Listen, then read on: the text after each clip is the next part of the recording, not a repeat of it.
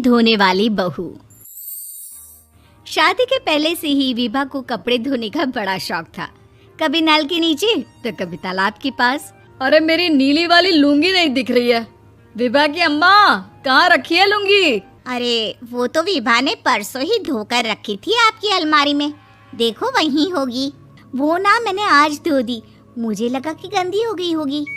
अरे कैसे गंदी हो गई थी, उसे तो मैंने पहना भी नहीं। हे भगवान, इस लड़की के कपड़े धोने की आदत से परेशान हो गया हूँ मैं। जितना तो घर में राशन नहीं आता, उससे कहीं ज्यादा डिटर्जेंट पाउडर का खर्चा है। इसकी शादी करवा दो, शादी। जाए अपने घर में ही करे काम, फिर चाहे घर के कपड़े धोने हो या पूरे गांव के। हाँ ठीक बोल रही हो, देखता हूँ मैं कोई लड़का। वो दिन भी आ जाता है जब विभा को देखने लड़के वाले आ जाते हैं। लड़की मुझे अच्छी लगी। होने वाली सास कहती है, बेटी अगर कुछ पूछना है तो पूछ लो। वैसे तो हमारी लड़की बहुत ही शर्मीली है, जो बोल दो वो मान लेती है, इसे क्या पूछना होगा। अरे कैसी बात कर रही हो माँ, मुझे इन लोगों के घर रहना है, सवाल तो कई है। हाँ हाँ बेटा, पूछ लो ना, क्या पूछना है। आप लोगों के घर कपड़े कौन धोता है? सास का मुंह बन जाता है। देखो, अगर तुम ये कहना चाहती हो कि तुम्हें कपड़े धोने नहीं आते तो सुन लो, कपड़े मैं ही धोती हूँ, लेकिन तुम्हारे आ जाने के बाद मैं रुमाल तक नहीं धोऊंगी। अरे चुप रहना भाग्यवान, बहू बेचारी घर आई नहीं, उसे डराना शुरू कर दिया। वो क्या है ना बिटिया, अभी तक तो ये कल्लू की माँ ही धोती थी, लेकिन अब तुम्हारे पापा तो दहेज में वॉशिंग मशीन देंगे ही। तभी विभा की माँ बोल पड़ती है, सवाल भी पूछा तो क्या। वैसे भाई साहब, मशीन की तो फिर भी कपड़े धोने की कैपेसिटी होती है। मतलब जो बिटिया दे रहे हैं ना विभा, इसे कपड़े धोने का बहुत शौक है। ये आप लोगों के क्या, आस पड़ोस गांव मोहल्ले सबके कपड़े धो दे और उफ तक ना करे।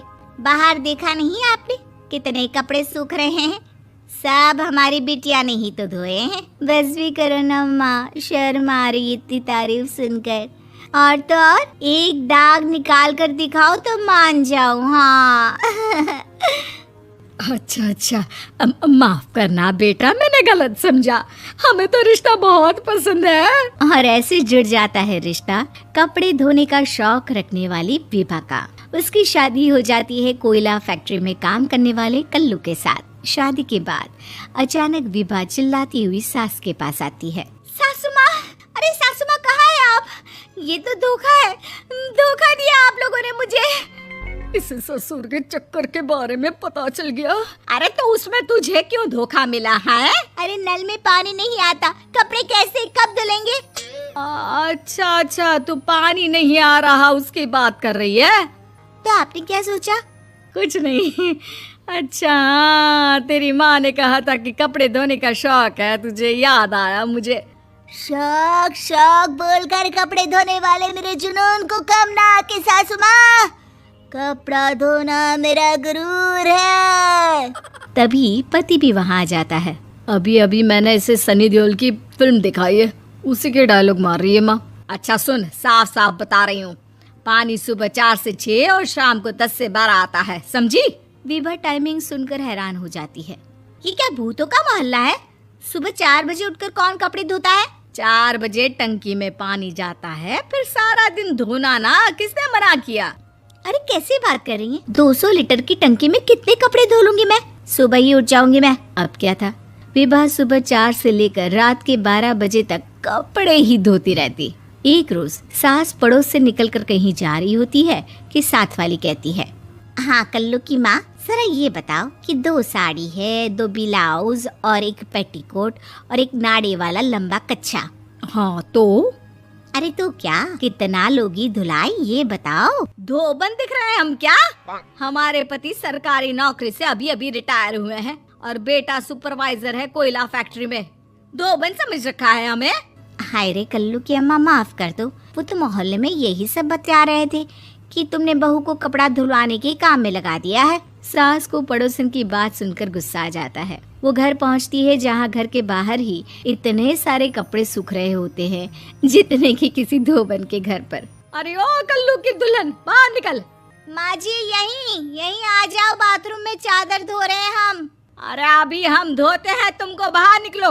ये आस पड़ोस वाले बोल रहे हैं कि हम बहू से कपड़े धुलवा धुलवा कर उसे कपड़ा धोने वाली बना दिए हैं। अरे छोड़ो ना माँ जी, किन लोगों की बातों में आती हो। आस पास के लोगों का तो काम ही होता है कि वो किसी तरह सास बहू को लड़ा दे। बहू सारे घर के कपड़े धोती है, ये क्या कम है? बोलिए। सास को भी लग जाता है कि वो बहू का ये सनकीपन नहीं छुड़वा सकती, इससे अच्छा है कि खुद ही चुप हो जाए। एक रोज सास और बहू मंदिर जाते हैं, जहाँ सास की साड़ी वहाँ खड़ी भीख मांगने वाली से मिलती है। माँ जी क्या बात है, आपकी साड़ी उस भिखारन से कितनी मिल रही है ना? हाँ हाँ देखो तो, दोनों की साड़ी मिल रही है। क्या बात है कल्लू की अम्मा, तुम खुद को तो अफसर की बीवी बताती हो और ऐसी सिंपल सी प्लेन साड़ी पहनकर घूमती हो। सिंपल और प्लेन नहीं है ये साड़ी। तो क्या सोने के धागे से फूल बने हैं? कुछ भी सासू माँ, कुछ भी। हाँ बने थे इस साड़ी में सोने के धागे से फूल। मेरे पति लेकर आए थे मद्रास से स्पेशली मेरे लिए 10,000 की। ताहे भाई साहब इस भिखारन के लिए भी सेम टू सेम साड़ी लेकर आए होंगे 10,000 की। सास उस वक्त तो कुछ नहीं कहती, लेकिन बहू के साथ घर आती है और अलमारी से एल्बम निकाल कर लाती है। ये साड़ी देख रही है, ये वही साड़ी है जिसे मैंने अभी पहना था। इस साड़ी में ये जो चमकदार फूल दिख रहे हैं ना, ये सोने के धागों से काटे गए हैं। लेकिन तू लोकल वॉशिंग मशीन ब्रश से घिस घिस कर सारे फूलों को निकाल कर साड़ी प्लेन कर दी। मुझे माफ कर दीजिए सासू माँ। और तो और, जब मैंने तुझे तेरी गलती के लिए कुछ नहीं कहा, लेकिन तूने तो सबके सामने मेरा मजाक ही बना दिया। क्यों? बहू को समझ में आ जाता है कि अब से उसका कपड़े धोना बंद।